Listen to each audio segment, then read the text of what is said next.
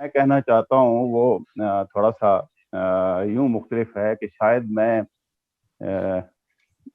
एक बात है कि जब वक्त गुजर रहा होता है, जिस जमाने में हम लिख रहे होते हैं, तो ऐसा है कि सिर्फ वक्त ही नहीं बदलता, उसमें रहने वाले भी बदल रहे होते हैं। क्या बात है। उस बिल्कुल बिल्कुल सही। उसमें रहने वाले भी बदल रहे होते हैं, उनकी हिस्सियात बदल रही होती है। हम्म। और ये कैसे हो सकता है कि हम बहुत कोई इज्तिमाई तौर पे एक कोशिश करके अपना असलूब बना लें, जबकि होता ही ये है कि खुद जो फर्द है वो अपने हिसाब से चूंकि बदल रहा होता है, अपनी तौफीकात के हिसाब से वो बदल रहा होता है, और अपने जो जितना उसका ज़र्फ होता है उतना वो बदल रहा होता है। तो वो जितनी चीज़ें उनको महसूस कर रहा होता है वो अपने ढंग से महसूस कर रहा होता है। याद रखें, ये जो कहानियाँ होती हैं ये कहीं और से नहीं आती, किसी और दुनिया से नहीं आती, ये हमारे आसपास ही होती हैं। इन कहानियों के फिक्शन बनने के दरमियान अगर कुछ फाइल होता है तो वो कोई और नहीं होता, हम खुद होते हैं या फिर हमारी जुबान। और अगर इन्हें हम बदल कर फिक्शन बना देते हैं तो वो भी हम होते हैं या हमारी जुबान होती है। हमसे मुराद वो तख्लीकार हैं जो यहाँ वहाँ जो इन कहानियों को उठाते हैं और इन्हें बदल के फिक्शन बना लेते हैं। फिक्शन की जब हम बात करते हैं और इसे हम कहानी से अलग कर देते हैं, तो इसका मतलब ये नहीं है कि फिक्शन के अंदर कहानी नहीं होती। जैसा कि 70 की दहाई में या 60 की दहाई में बिलअमूम ये कहा गया था कि कहानी जो है वो मिनहा हो गई और बाद में वापस आ गई और सिर्फ इलामत रह गई थी। लेकिन कहानी जो है वो बुनियादी तौर पे अफसाने का एक हिस्सा होती है और उसके अंदर वो मौजूद होती है। लेकिन जब अफसाना वो बनती है तो दरअसल जिस तरह आप 7 सुरों के बाद एक पलटा लगाने से उसे गीत बना लेते हैं, सारे गामा पाधानी को आप एक पूरा एक धारा मुकम्मल करते हैं उसके बाद, और फिर उसे सा के साथ मिलाते हैं तो एक गीत बनने की सूरत निकलनी शुरू हो जाती है। इसी तरह अफसाने के अंदर भी आप कहानी को एक पलटा लगाते हैं और उसके अंदर वो तब्दीलियां कर देते हैं जो फनी लिहाज से उसे उसकी मानवियत में इजाफा भी करते हैं और फिर उसे उसकी जमालियात भी एक कायम कर रही होती हैं। सवाल ये है कि अफसाना जो है, क्या ये एक सिर्फ टेक्निक से लिखा जा सकता है या एक क्रिएटिव प्रोसेस के सामने आपको होना पड़ता है? बिल्कुल जैसे आप गजल लिखते हैं, नज्म लिखते हैं, इसी तरह ही अफसाने के लिए भी आपको एक क्रिएटिव प्रोसेस के सामने होना पड़ता है। लेकिन याद रखिए कि सिर्फ आप ये कहें कि सारा कुछ जो है आप कुछ सीखे बगैर इसके सामने होंगे और आप लिखने के काबिल हो जाएंगे, ऐसा भी मुमकिन नहीं। तो अब कुछ इसके लवाजिम हैं कि आप क्रिएटिव तख्लीकी अमल के सामने होने से पहले कुछ नियतें हैं जो बांधनी हैं और कुछ शराइत हैं जो वो पूरी करनी है। और वो शराइत यही हैं कि सबसे पहले तो आपको ये देखना होगा, आंकना होगा कि आपका मिजाज क्या इस तख्लीकी सिन्फ के आहंग के साथ चलने के काबिल है भी या नहीं है। यानी ये बिल्कुल सही। बहुत जरूरी चीज होती है कि क्या आप खुद इनको पढ़ने की तरफ रागिब हैं, आप फिक्शन को पढ़ रहे हैं और आप फिक्शन को समझ रहे हैं और इससे कोई मानवियत अखज़ करने के काबिल हैं या नहीं हैं। और अगर काबिल ही नहीं हैं आप, तो फिर आपके लिए ये मेरा ख्याल है रास्ता दुरुस्त नहीं होगा। फिर शायद आपका मिजाज किसी और सिन्फ के लिए मौजू होगा। ये तो अपने जानने वालों को, अपने अपने आप से मोहब्बत करने वालों को ये सिन्फ जो है ये रास्ता देती है और अपने भेद भी उसके ऊपर खोलना शुरू कर देती है। लेकिन क्राफ्ट का बुनियादी तकाजा ये है कि आप पहले चीजों को सीखें, और सीखने की पहली शर्त यही है कि आपको मुसलसल मुताला करना होगा।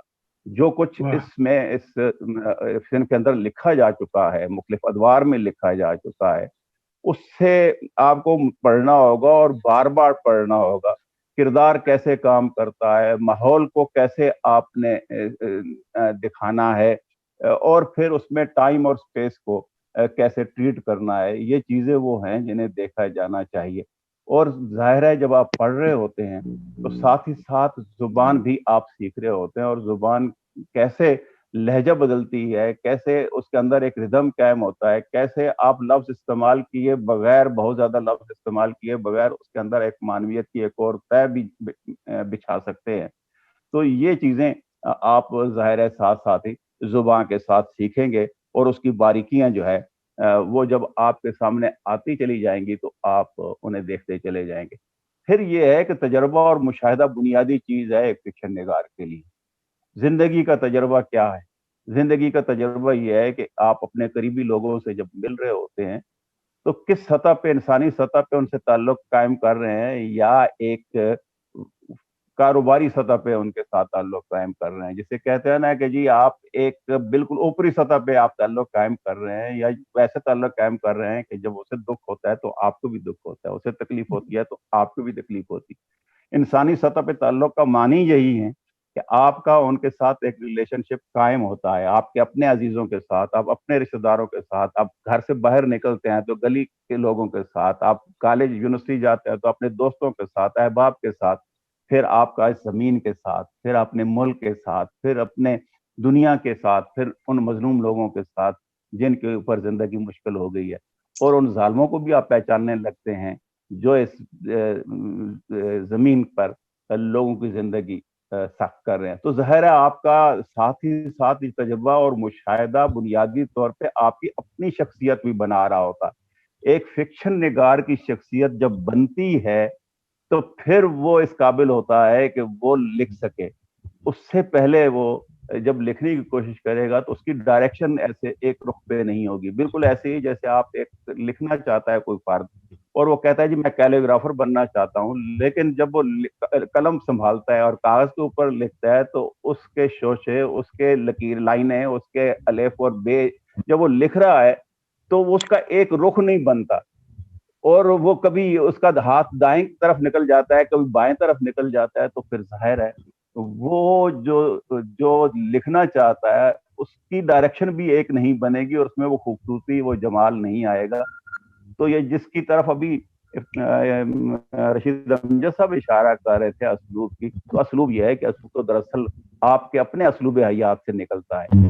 جب آپ خود زندگی کو بتانے کا جو آپ کا اسلوب ہوگا وہی آپ کی کہانی کے اندر ظاہر ہونا شروع ہو جائے گا۔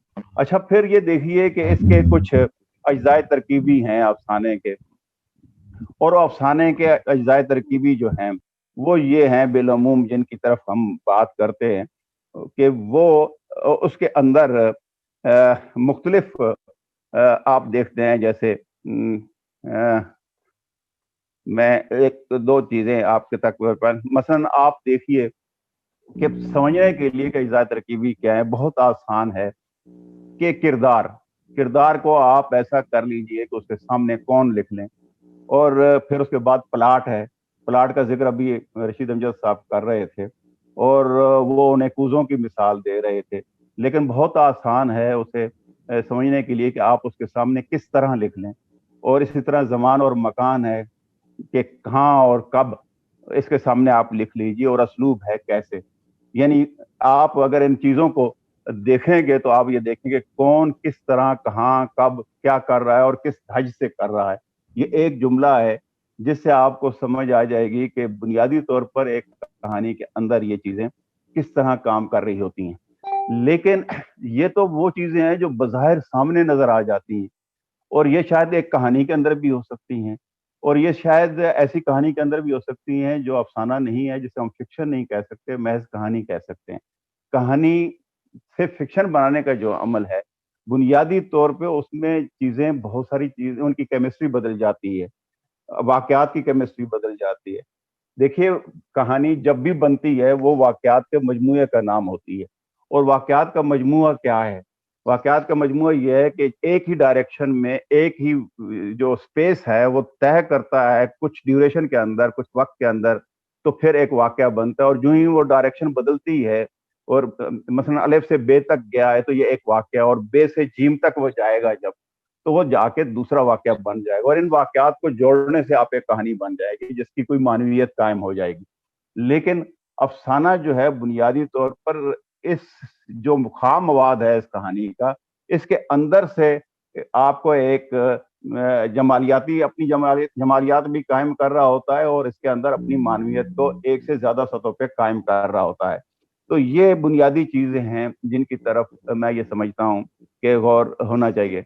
मैं एक आध तहरीर छोटी सी एक पढ़ देना चाहता हूँ, फिर इसके बाद हम जैसे आप अगर कोई सवाल करेंगे तो उस पर बात करेंगे। ये है कि बजा के कहानियां किसी और दुनिया से हमारे पास नहीं आती, हमारे आसपास ही होती हैं। इन कहानियों के फिक्शन बनने के दरमियान अगर कुछ हायल होता है तो वो कोई और नहीं, हम खुद होते हैं, हम और हमारी जुबान भी। और हाँ, अगर कोई बदल कर इन्हें फिक्शन बना देता है तो वो भी हम होते हैं और हमारी जुबान। यहाँ हमसे मुराद वो तख्लीकार हैं जो यहाँ वहाँ मौजूद कहानियों में से कोई कहानी अपने नाम कर लेते हैं। ये भी हकीकत है कि ये तख्लीकार किसी और दुनिया के बासी नहीं होते, हमारी अपनी दुनिया के होते हैं। ये मैं भी हो सकता हूं और आप भी, मगर याद रहे मैं आप नहीं हो सकता, ना आप मैं। ये हकीकत तस्लीम की जाती है कि जब हमसे दूसरे मिनहा हो जाएं तो हमारा वजूद, हमारी शख्सियत तश्कील पाती है। तो ये कैसे मुमकिन है कि वो कहानी जो आपके पास आए और आपके वजूद के अंदर उतर कर कागज पर अपना वजूद पाए, वो मेरे वजूद से होकर कागज पर उतरते हुए एन मैन वैसी रहे जैसी आपके कलम का करिश्मा हुई। इसे हर हाल में मुख्तलिफ होना होता है, और अगर मुख्तलिफ नहीं हो पाती तो यकीन जानिए कि कहीं ना कहीं मामला गड़बड़ है। अच्छा, इस सारे अमल को एक और रुख से देखते हैं और इस हो चुकी बात को कुछ नुकात की सूरत में समझने की कोशिश करते हैं। पहले नुक्ते के सामने मैंने मुशाहिदा लिख लिया है और इसके दो झैली नुकात अलिफ और बे बना लिए हैं। कहना यह है कि मुशाहिदा अलिफ महज देखने का अमल नहीं है। आप और मैं एक वजूद होकर नहीं देख सकते कि ये हमारी वजूदी मजबूरी है। हम पहलू ब पहलू खड़े होकर देखेंगे, या आप बैठ जाएंगे और मैं आपके अकब में खड़ा होकर देख लूंगा। दोनों सूरतों में नजर का जाविया बदल जाएगा। ऐसे में देखे जाने वाले मंजर की जो तस्वीर मेरे जहन के एल्बम में महफूज होंगी, उनकी कुछ लकीरें और रंग उन तस्वीरों से मुख्तलिफ होते चले जाएंगे जो आपके जहन के एल्बम का हिस्सा बन पाएंगे। मुशाहिदा बे की जेल में कहना यह है कि हमारी आंख महज कैमरा नहीं है कि खट खट बस तस्वीरें बनाती चली जाए। ये देखे जाने वाले मंजर से एक खास ताल्लुक कायम करती है, इसलिए कि ये आंख जिंदा इंसानी वजूद की है। जी, जिंदा इंसानी वजूद की, जो एक हिस्सियाती निज़ाम रखता है। तहम कुछ के यहाँ ये हिस्सियाती निज़ाम इतना फाल होता है कि मामूली से मामूली लर्जश पर भी रद्द अमल जाहिर करता है, और कुछ के यहाँ कदरे कम फाल के बहुत सी करवटों को देख कर भी अनदेखा कर देता है। एक मंजर पर कोई आंख झट गीली हो जाएगी और कोई बिटर बिटर देखता चला जाएगा। लिखने वालों के हाँ ये हिस्सियाती निज़ाम बहुत फाल सही, मगर हर एक के हाँ ये फालियत भी एक सी नहीं होती। यूं मुशाहिदे में जो तीसरी जहत या गहराई पैदा होती है वो हर एक के हाँ मुख्तलिफ हो जाती है। मुशाहिदे के बाद जुबान की तरफ आते हैं कि जो कहानी मुशाहिदे के वसीले से आती है उसे लिखने वाले ने अपनी जुबान में लिखना होता है। कहानी का हर मंजर तस्वीरों के एक सिलसिले की सूरत आपके जहन में महफूज था और मेरे जहन में भी, और हम ये अखज़ कर चुके हैं कि दोनों के पास कहानी एक होकर भी इन तस्वीरों में मुख्तलिफ होती चली जाती है। लीजिए, मेरी और आपकी जुबान इसे और भी मुख्तलिफ करने जा रही है। मेरा और आपका ज़ख़ीरा अल्फाज एक सा नहीं है, मेरा और आपका लहजा मुख्तलिफ है, सोचने और समझने का अंदाज जुदागाना है। फिर हमें ये इख्तियार भी है कि जुमले की साख्त बदल बदल कर एक ही बात को बयान करने का अंदाज बदल लें। गोया उन तस्वीरों को जो हमारे जहन में होती हैं हर बार एक तरतीब में कागज पर नहीं उतारते। फिर इंसानी जहन की कारकर्दगी हर सूरत में एक सी नहीं रहेगी कि लिखते हुए कुछ तस्वीरें आपके हाँ ताके निसियां पर धरी रह जाएंगी और कुछ मेरे हाँ। हम दोनों के हाँ कुछ तस्वीरें ज्यादा रोशन होकर फनपारे में मतन होंगी और कुछ के रंग फीके रह जाएंगे, और हम दोनों के यहाँ इसका इंतखाब अपना अपना होगा। गोया हर तख्लीकार को जुबान और कहानी से तख्लीकी सतह पर मामला करते हुए अपनी इनफरादियत के हाले में रहना होता है। एक और नुक्ता असलूब का है। असलूब का चर्चा आपने सुना होगा, तो ये जान लीजिए कि बन बन कर लिखने और बना बना कर लिखने से असलूब नहीं बनता। ये तो शख्सियत की तख्लीकी तज़हीर के सिवा और कुछ नहीं है। असलूब अगर असलूब एक अलग मौजू है और तवील गुफ्तगू का मुतकाजी। मैं अपनी बात मुख्तसर करने का हीला करते हुए रवायत पर एक आध बात करना चाहूँगा कि ये इस्तिलाह हमारे मौजू को समझने में मददगार हो सकती है। रवायत से मुराद रवायती होना नहीं है, बल्कि इस बाब में हो चुके उस तख्लीकी तजर्बे से इक्तसाब है जो तय दर तय इस रवायत में मौजूद होता है। روایت کی بابت بات کرتے ہوئے میرے ذہن میں فکشن لکھے جانے کے وہ جدید اور جدید تر تجربات بھی ہیں جو روایت سے انحراف کے دعوے کے ساتھ وجود میں آتے ہیں۔ گویا جب ہم افسانہ لکھنے کا ارادہ باندھتے ہیں تو منظر اور پس منظر، گزر چکے اور گزر رہے ہر تخلیقی تجربے کا اثر قبول کر رہے ہوتے ہیں۔ ایک کھرے، سچے اور جینوئن تخلیقار کے ہاں یہ تجربات عین مین ویسے ظاہر نہیں ہوتے جیسا کہ اس نے ان سے اکتساب کیا ہوتا ہے۔ وہ اس کے ہاں کھاد ہو جاتے ہیں، جسے زمین میں دبا کر کچھ وقت کے لیے یوں چھوڑ دیا جاتا ہے جیسے اسے بھول ہی گئے ہوں۔ یہی انحراف دراصل انفرادیت کو وہ بیج ہے جو تخلیقی زمین میں بیخچہ اور راس جنین کی صورت نمو پاتے ہی ایک اسلوب میں ڈھلنے لگتا ہے۔ لیجیے انفرادیت کا ایک اور زینہ طے ہوا۔ یہ زینے یہاں ختم نہیں ہوتے، جوں جوں آپ آگے بڑھتے جائیں گے مختلف ہوتے جائیں گے اور آخرکار آپ کی اپنی تخلیقی شخصیت اپنی پوری قامت کے ساتھ ظاہر ہو جائے گی۔ شاعروں اور افسانہ نگاروں پر یہ جو دیوانگی کی پھپتی کسی جاتی ہے یا انہیں اپنے سماجی تشکیل سے ہٹ کر چلنے والے اور خبط عظمت میں مبتلا اشخاص کے تانوں اور مہنوں کے ساتھ یاد کیا جاتا ہے، تو اس کا سبب یہی ہے کہ ان کا تخلیقی عمل سماجی تشکیل کا پابند نہیں ہوتا، اسے توڑنے، پیسنے، گوندنے اور اپنے تخلیقی وجود کے چاک پر ایک اچھوتی صورت میں ڈھال لینے کا پابند ہوتا ہے۔ یہ پابندی ہی تخلیقی عمل کی آزادی ہے۔ واہ بہت شکریہ۔ بہت زبردست، بہت زبردست، کیا بات ہے، واہ واہ واہ۔ بہت زبردست۔ یہ تھے جناب اور حمید شاہد صاحب جو بڑے تفصیلی گفتگو فرما رہے تھے افسانے کے لوازم اور تخلیقی عمل